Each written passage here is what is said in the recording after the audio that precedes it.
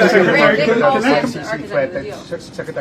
the ICC threatens the sovereignty of the United States and its allies. How do you reconcile that position with the need for an international mechanism to hold perpetrators of war crimes and crimes against humanity accountable? Well, here's how I reconcile it. We're not members of the ICC. We never signed that treaty. We never joined it. And they somehow claim that they have a right, nonetheless, to go after non-treaty members and put heads of state and others in jail. We've long had quarrels with them, and we have lunatics and crazies involved in the ICC that are talking about charging members of the U.S. military, maybe even the president or a future president, with crimes. I mean, it's not going to happen. It's just not going to happen. We are not members of that court. We never signed on to that treaty. They need to understand that. If people want to sign on and be a part of that stupid organization, they can. But we're not going to be a part of it, and they're not going to apply their jurisdiction to Americans. That's just not going to happen. We're not going to tolerate it now or in the future. And we've warned them about it repeatedly.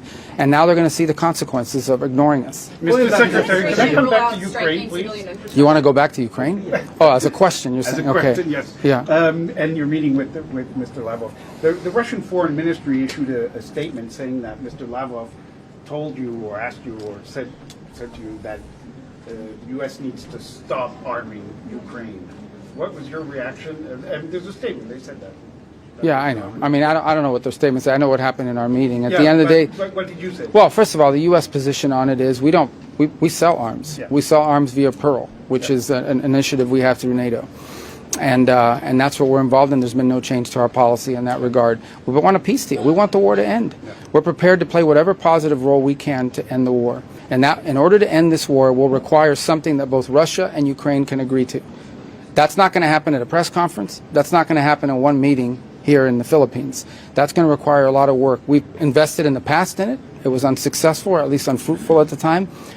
If conditions and factors have changed to make that possible, we're ready to go. The President's committed to that, and every single day, if we identify an opportunity to make a difference in that, we will. Because in the end, what the President most cares about is not the stuff people are... Well, here's what he most cares about, that people stop dying, that people stop being slaughtered, that Ukraine no longer... You can go on and live in peace, and Ukrainians can move back to their country and rebuild it, that young Russians aren't being killed at the tune of 5,000 a week in the battlefield. He thinks it's a stupid war. He thinks it's a senseless war. And if we can play a role in bringing it to an end, we're going to use the power and influence of the United States to do so. And we're prepared to do that if the opportunity presents itself, and I hope it has, and I hope it does. And that's what we've communicated consistently, to both sides, by the way. On that line, Mr. Secretary, you said that you are open for new ideas. Now that you met with Lavrov, are you and the President prepared to sit down with your counterparts, Ukrainian counterparts, if they visit Washington next week for the funeral? Well, I don't know if they're coming next week or not. I think President Zelensky had expressed an interest in coming. We've met. I mean, we'll meet with them. We've met with them often. We talk to them often. In fact, we saw them 2 weeks ago in Turkey.